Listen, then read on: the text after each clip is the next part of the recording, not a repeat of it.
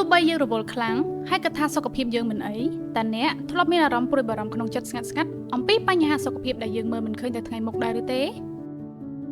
ជំហានដំបូងនិងសំខាន់បំផុតគឺការជ្រើសរើសកន្លែងពិនិត្យសុខភាពដែលអ្នកអាចទុកចិត្តបាន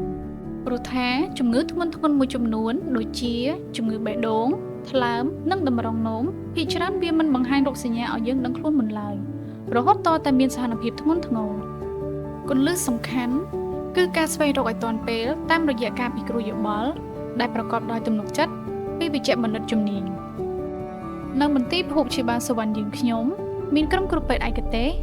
និងបច្ចេកវិទ្យាវេជ្ជសាស្ត្រទំនើបដើម្បីផ្ដល់លទ្ធផលច្បាស់លាស់និងការថែទាំដ៏ល្អបំផុតជូនលោកអ្នកអារម្មណ៍ដែលបានដឹងចម្លើយច្បាស់លាស់គឺពិតជាអស្ចារ្យវាជួយរំសាយក្តីបារម្ភស្ងាត់ៗចេញពីក្នុងចិត្តហើយបំពេញមកវិញដោយភាពធូរស្រាលនិងទំនុកចិត្តពេញលេញសូមកុំស្ទាក់ស្ទើរការពារសុខភាពអ្នកចាប់ពីថ្ងៃនេះសូមតាក់ទងមកកាន់មន្ទីរភូមិព្យាបាលសុវណ្ណដើម្បីធ្វើការណាត់ជួបពិនិត្យសុខភាពមន្ទីរភូមិព្យាបាលសុវណ្ណយើងខ្ញុំមានអាសយដ្ឋានអគារលេខ77ផ្លូវលេខ102ក្បែរស្ថានីយ៍រថភ្លើងភូមិកំពង់ក្របីសង្កាត់ស្វាយប៉ោក្រុងបាត់ដំបងខេត្តបាត់ដំបង